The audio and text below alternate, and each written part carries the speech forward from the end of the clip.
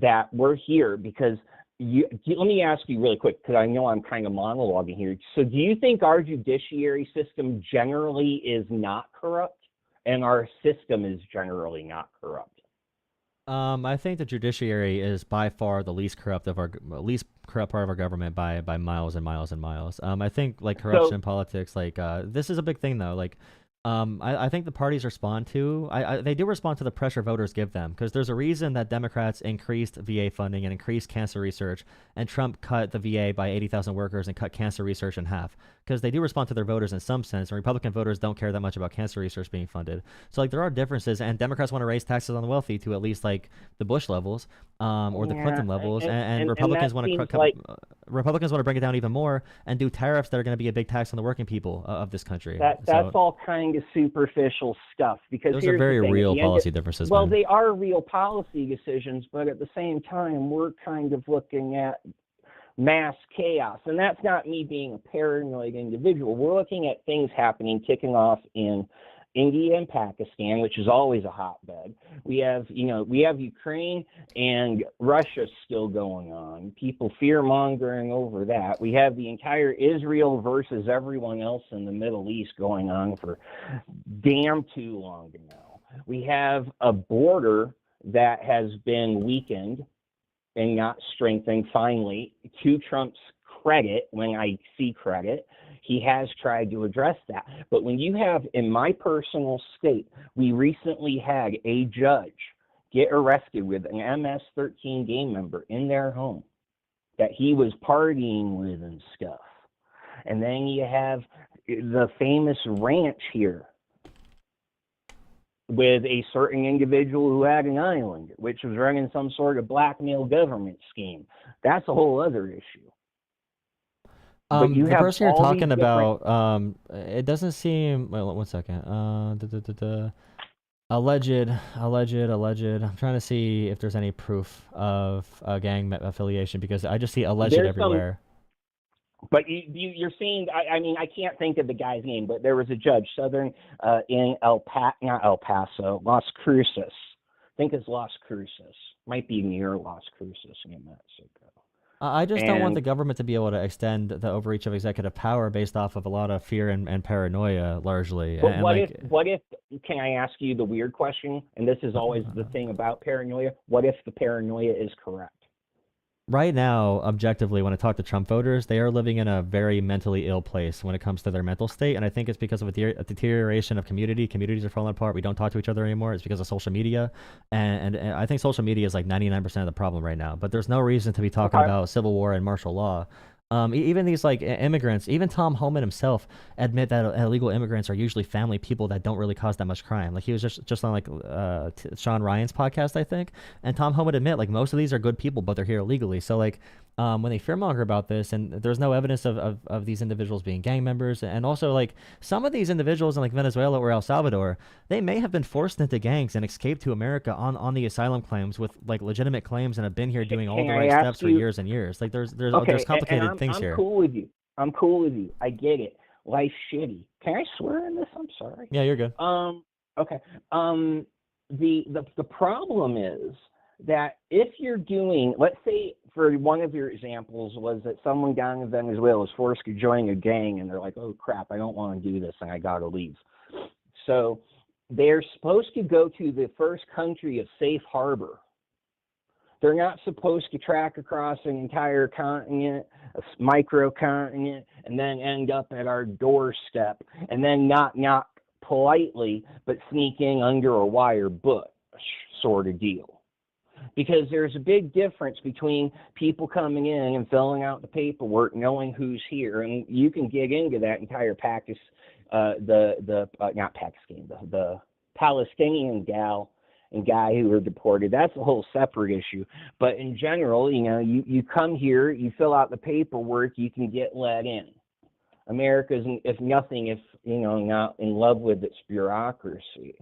No, but a lot of these individuals like had to go to other countries first and got denied, or there was not a process set up. Which Biden, one good thing Biden did do on immigration was he really kickstarted a lot of the Central America, like Guatemala, Mexico, being countries that'll accept asylees that are looking for asylum claims.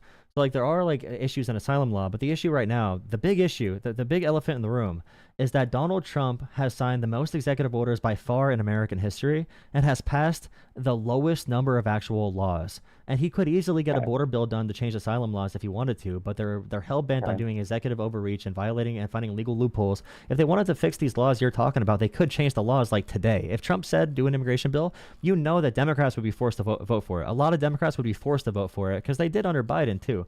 That one border bill that they killed, but they could fix it through law, the legal process. So we can talk about immigration being bad or whatever. But the big debate here is the unconstitutional, the illegal acts, the suspending habeas corpus, the suspending the Fifth Amendment, Fourth Amendment, 14th Amendment. So I don't agree. I don't disagree. There's problems, but Trump is leading us to a possibly like a situation we can't recover from at a societal level because he wants to violate the law when we don't need to do that. We could work through Congress easily to fix these issues that you have. What is the remedy, though? Hypothetically, let's say you're wrong.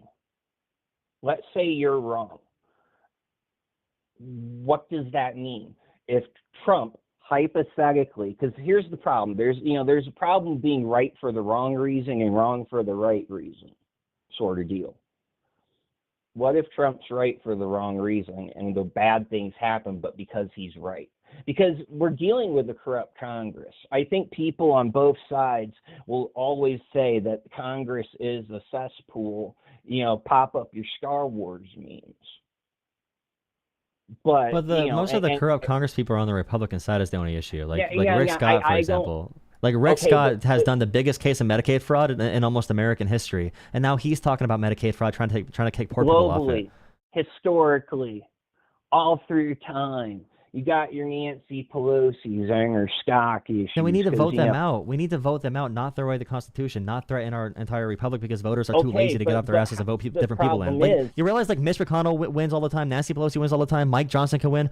Voters need to stop being pushovers and get off their asses and actually do something and actually learn some shit about America. I'm sick of people saying we should break our entire Constitution because including young people, by the way, young people too, don't want to get off their freaking asses and actually organize and do some shit. And this includes conservatives that cry in suburbs and never actually meet people. Any of this matters? And this isn't me being completely It does matter. I can tell you why it matters. I've studied policy very closely. Can I explain why I think it doesn't matter? Because you're under the perception that voting. Okay, so you talk to people on the right, you talk to people on the left. I like to pretend I'm in the middle. You're dealing with a system that a lot of people already think is corrupt, including the voting of it. Now, you can look at both sides who have dismissed election results, period. Doesn't matter, going back to Clinton or Hillary, I mean, and then Trump. You have it all over. There's no comparison at all. There's no comparison at all between Hillary and Trump. Hillary said one thing about the Russian influence and never said anything again. Trump still says it was stolen. He pardoned the January 6 cop beaters. He led January 6. Like Trump is using the office to go after his own administration that certified the election now. No comparison at all in American history for election denial to what Trump did. There's no comparison. It's not even somewhat close. There has been. What was the election? They've had elector issues prior. I think it was back during Kennedy and Nixon. It might have been. I'm kind of spacey on that, but I'm pretty sure that elector issues, because there's the entire idea of the false electors that were certifying the election back in 2020. There was an issue with there was a state like Hawaii. Tim Pool brings this up where it was a very close election. All they said was, we're going to send two sets of electors because it's so close and we're not going to delay the process of counting any longer. So we're going to send both of them, and whichever side in our state actually wins, that elector is going to count. What Trump did is he knew he lost. He lost every court case. There's no evidence at all saying that any votes were stolen or anything in 2020. He still lied about that. On January 6th, he said Mike Pence refuses to save the day and refuses to violate the law, and he's like an enemy to us as they're breaching the Capitol. Like all this stuff is just like, okay, you can say that there's been questions about elections in the future, but Trump has done a million times. It's not even close what Trump has done. You could say that politicians have profited from politics before. Trump has made multiple times like billions more than any other politician from politics in American history as well. We can go to that as well. Is that why he doesn't take a paycheck? So yes, actually. So do you know about his cryptocurrency? Well, see, here's the thing about the crypto. I'm not a crypto bro, and I think crypto's kind of dumb. But I'm not 100% sure. I think Trump, like going to the business side of who he is, he's a product. He sells out his likeness. He has board games. He has water. He has things with his name on it because people want to be associated with him. So I think a lot of the stuff that he may hawk or may, like, you know, like the Bible thing, which I think I'm sorry, but this fun. is the big issue right now. Is you're saying you care about like corruption in politics, and it's so corrupt that we gotta overturn the whole system. But then I bring up a clear point of the biggest corruption scheme in presidential history, and you're like you're justifying it. You realize that? Like this is how it happens. No, I'm not justifying it. I'm explaining it. Okay, TikTok ban. Do you know TikTok? First off, what? You know the TikTok ban? Oh talking yeah, about? the Chinese thing. Yeah. Do you know why he has not banned TikTok yet? No, tell me. Just last week, a Chinese billionaire dumped $300 million into the crypto coin that went right to Trump's pockets. That's one example of Trump violating laws or not enforcing a law based off him getting donations from the Chinese government, allowing their state surveillance device or application to be on American phones because they paid him off through the cryptocurrency, which is pretty much untraceable. Although he is having a competition, if you're a top 25 crypto purchaser of Trump coin, you get a special tour through the White House and special connections to Trump. If you're top 200, you get a special dinner with Trump and special access to the presidency. Just literally giving Trump money directly. Cryptocurrency means that Trump makes money from transaction fees, and he gets money from the actual cryptocurrency itself, from the stakeholders he has when they pull money out of it. So like this is the biggest corruption scandal. This makes Nancy Pelosi look like a manager at McDonald's, okay, with her level of insider trading. Okay. Can I not deflect you a bit? But are you trying to compete with Ben Shapiro for most words said without a breath? Yes, because I could say more things. I will talk in a very soothing tone from now on. Well, it might help. I guess, because I'm just, because here's the thing. I do think the crypto thing is dumb and gay and fake and gay and however else you want. It's not fake. It's the president receiving billion. Okay. It's the United States president using the White House, using the U.S. government and U.S. military to get paid from foreign powers, including Qatar. He's bumping elbows. He's rubbing elbows with the guys who caused 9/11 and who were happy about 9/11, saying they're his best friends now because they paid him off. Wait. Are you saying the people who danced? No, oh no. I mean literally in the Middle East, in Qatar and Saudi Arabia and Syria. Like literally the leader of Syria said that they were happy on 9/11, and Trump said he's the best person in the world. Like, and I'm not against having communication with Syria, by the way, but the fact that Trump is acting like they're his buddies because they bought him off, it's an example of the president being the most corrupt president in American history. No one cares, man. I can't defend that. I mean, no, I understand that. I appreciate that. And part of it is I think crypto is fake and gay. So, like, I have a certain perception of that. But if he's banking on the back end of crypto, I get how there might be some FDIC, some bank laws or something that might be going hanky, and I'm cool with that. The problem is, well, when I say cool with it, not that I'm cool with it, but I get where you're coming from. The problem overall is we have all these different legal avenues, it seems, going on where he may actually even be breaking the law with this thing. Okay, I'll even give you that. Does it diminish how the other branches are breaking the law also at the same time? I think so, because if you can't hold the president accountable, who's the most corrupt, it shows why we cannot hold other politicians accountable. Like, that's why we cannot vote Congress people out, is because American voters are just, like, making bad decisions. So what if the military just took over? I think we should just blame American voters a little bit, because we have to blame American voters for not doing their due diligence, not doing their work, and not having personal responsibility. That's under the assumption that voting is even... Okay, but the question, what if the military takes over, is literally... So you're advocating for a military rule dictatorship, then? I'm not advocating for it. I'm saying what's the option, because we're heading, like, I don't think they're, like, I'm not a fan of Tim Pool. I'm not. But when it comes to some of the Civil War talk, he does say, and even with this conversation with Adam that he kind of flipped off on, and okay. I'm sorry for taking up your time. Tell me to shut up, please. You're good. Where's the off-ramp?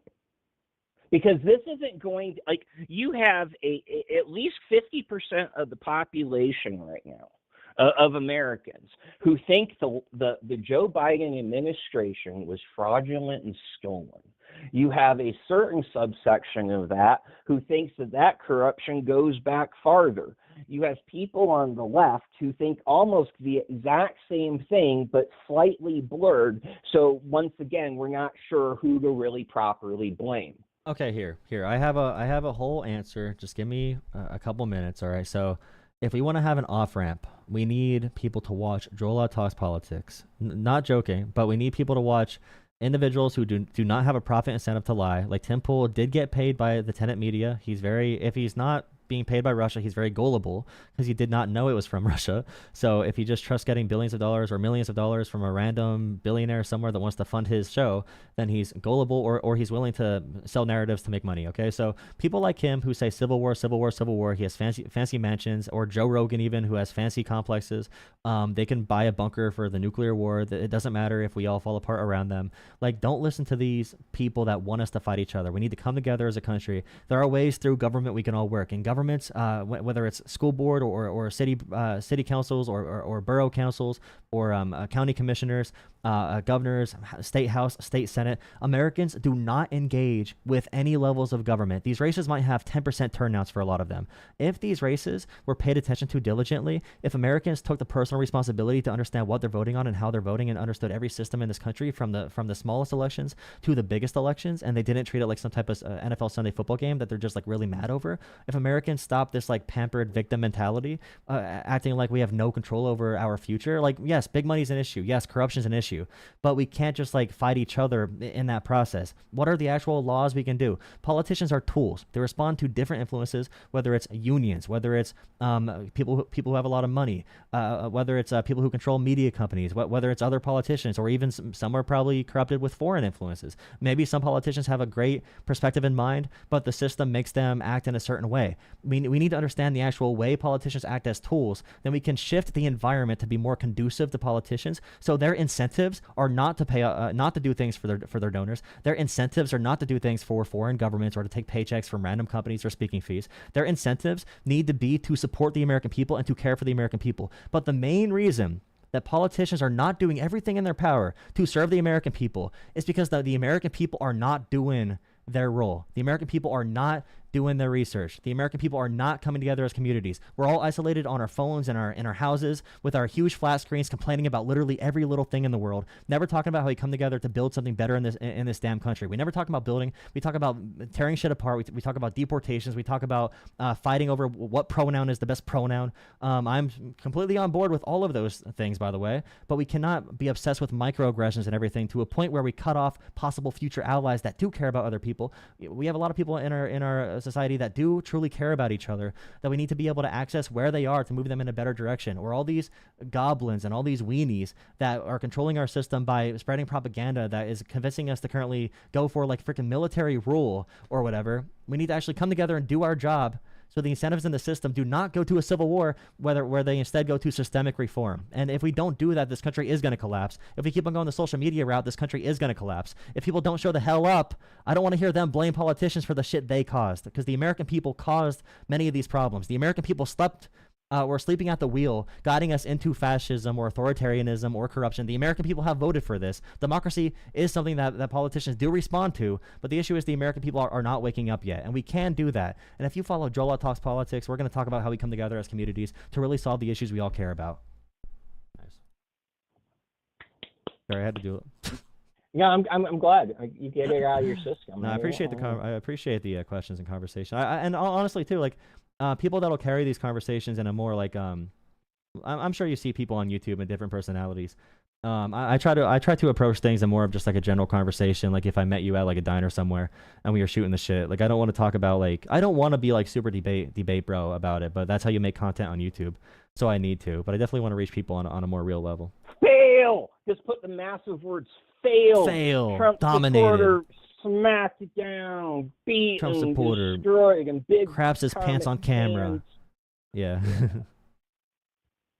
Yeah, I appreciate the call. I mean, I'm glad you talked about it, because it's something that I do think we're we're heading into a place where, unless we can find, and I can't believe I'm saying it, some sort of common ground in this ideologically, philosophically, any type of suffix you want to add to that, we're in a world of shit.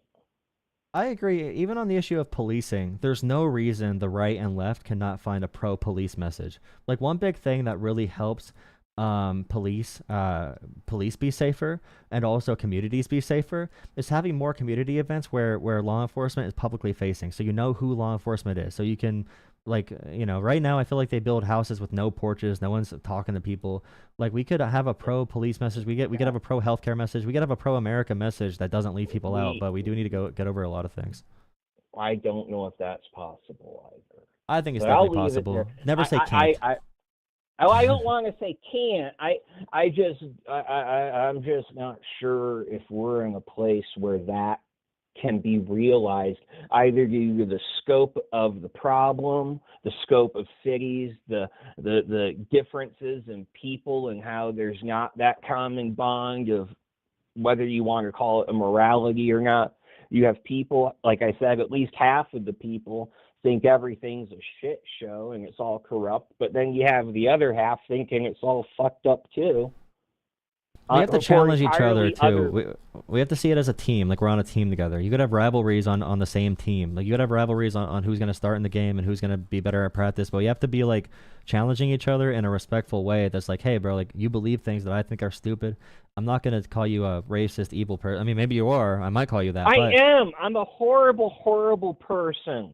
I'm telling you. But dude, if you watch Tim Pool 24/7, I understand why you think we need a civil war. Like, I that's the don't only watch place you get information God, from. I would have to do like acronyms that start with a K and Y end with a have a. Well, you know where I'm going with that. If I had to watch him that much, no, God, no. But the thing is, part of it is I'm also trying to withdraw. And it sounds kind of weird. At this point in the game, I'm trying to pull out. But I was curious because I came across your channel, and I was like, I don't agree with this guy. But I'll listen to him. Well, stop by. I appreciate you watching. I appreciate having you could be a hate watcher who doesn't hate me. Because I still appreciate hate watchers that'll disagree, but they're vicious in the chat. But I hope you keep on watching. Thank you for calling in, and hope to see you around. Thank you. No problem. Take care. Have a good one. You too. Good conversation. What a nice guy. What a nice fellow. Officer Tatum. You mean Officer Gatum? That's a good conversation.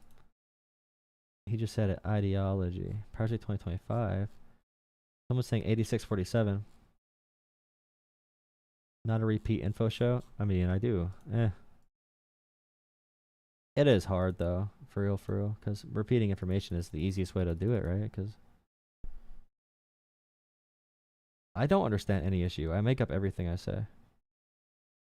Everything I say is fake. Sri. Thank you so much, Sri, for $5 on Venmo. Thank you, Sri. King Sri. Can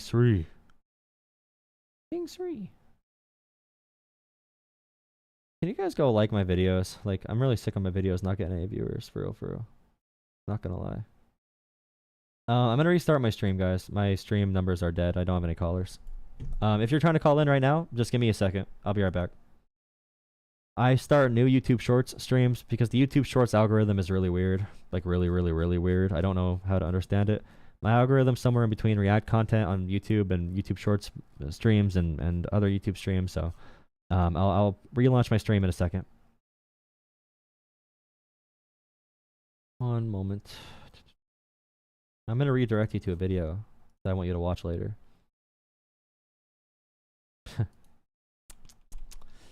Never mind. I think I lied, to be honest. What am I doing right now? Oh, yeah. Never mind. I can't redirect you. My recent 2 videos on Charlie Kirk, if you can watch those and drop a like, really helps the algorithm. The one that says college Trump voter rips Charlie Kirk for Trump's illegal deportations. That one, if you go on my channel and you're able to drop a like on there, it'd be really helpful for the algorithm. Not gonna lie. Thank you for watching that, if you can.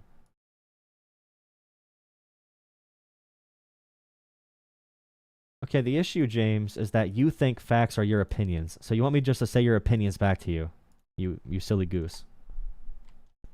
I need to see the sun. Redirect me out the basement, please. LOL. Okay, I'm restarting the stream again. I'm gonna go for another hour. Thank you, thank you, thank you. See you guys in a second.